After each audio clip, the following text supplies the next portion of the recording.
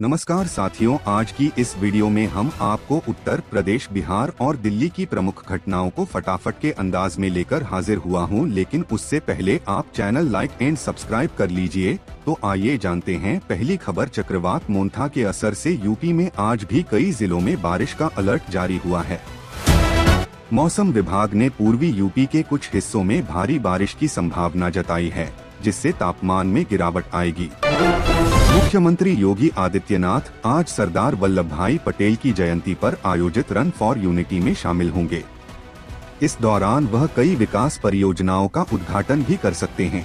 बहराइच में यात्रियों से भरी नाव के पलटने से हुए हादसे के बाद राहत और बचाव कार्य जारी है।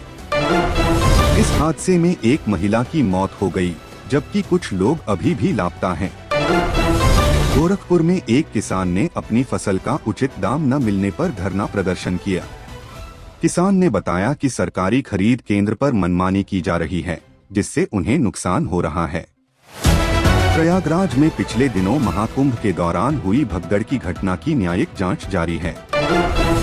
घटना के बाद सरकार ने पीड़ितों के लिए मुआवजे की घोषणा की थी। आगरा में ताजमहल के आसपास के इलाके में पर्यटकों की सुरक्षा के लिए नए सुरक्षा इंतजाम किए गए हैं। प्रशासन ने सीसीटीवी कैमरों की संख्या बढ़ाने और पुलिस बल की तैनाती के निर्देश दिए हैं। लखनऊ में प्रदूषण को लेकर सरकार ने कड़े कदम उठाने की बात कही है। औद्योगिक इकाइयों से निकलने वाले धुएं को रोकने के लिए सख्त निगरानी की जा रही है। कानपुर में एक स्कूल में आग लगने से हड़कंप मच गया। दमकल की गाड़ियों ने समय पर पहुंचकर आग पर काबू पा लिया, जिससे कोई बड़ा नुकसान नहीं हुआ।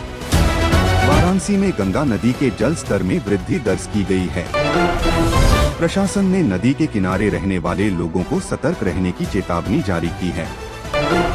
मेरठ में एक सड़क हादसे में कई लोग घायल हो गए। पुलिस ने मौके पर पहुंचकर घायलों को अस्पताल पहुंचाया और मामले की जांच शुरू की। प्रधानमंत्री मोदी आज बिहार में विधानसभा चुनाव के लिए चुनावी सभाएं करेंगे।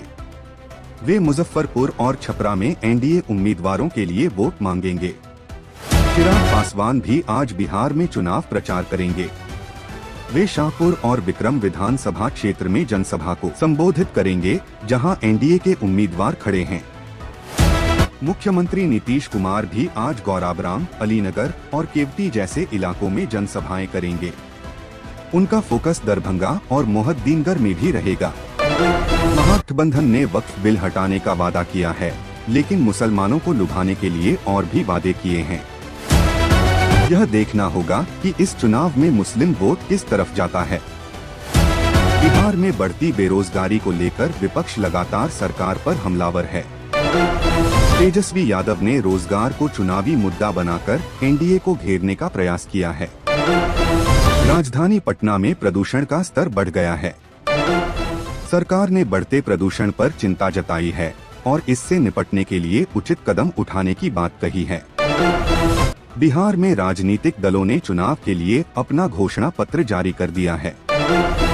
एनडीए ने आज सुबह 9:30 बजे अपना घोषणा पत्र जारी किया, जिसमें विकास का रोड मैप दिखाया गया है। बिहार में चुनावी माहौल गर्म है। पीएम मोदी और तेजस्वी यादव के बीच जुबानी जंग जारी है।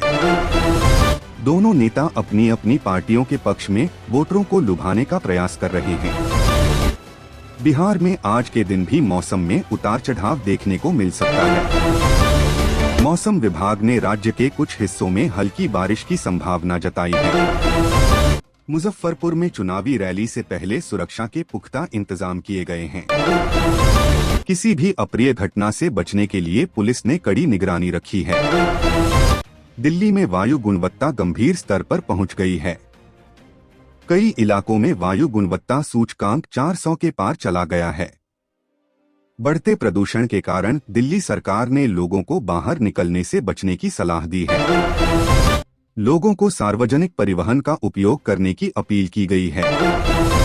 प्रदूषण से निपटने के लिए दिल्ली में कृत्रिम बारिश का प्रयोग विफल रहा। इस असफलता को लेकर आम आदमी पार्टी ने केंद्र सरकार पर कटाक्ष किया है। दिल्ली पुलिस ने एक कथित साजिश के मामले में जमानत का विरोध किया है। पुलिस ने आरोप लगाया है कि इसमें सत्ता परिवर्तन की साजिश रची गई थी। केंद्रीय मंत्री मनसुख मंडाविया ने दिल्ली में सरदार पटेल मेमोरियल लेक्चर दिया। इस दौरान उन्होंने देश की एकता और अखंडता पर जोर दिया। मौसम विभाग के अनुसार दिल्ली में आज सुबह शाम कोहरा छा सकता है। दिन का अधिकतम तापमान 29 से 31 डिग्री के बीच रह सकता है। दिल्ली में एक बड़ा साइबर फ्रॉड सामने आया है, जिसमें एक व्यक्ति से 200 करोड़ रुपए की ठगी की गई है।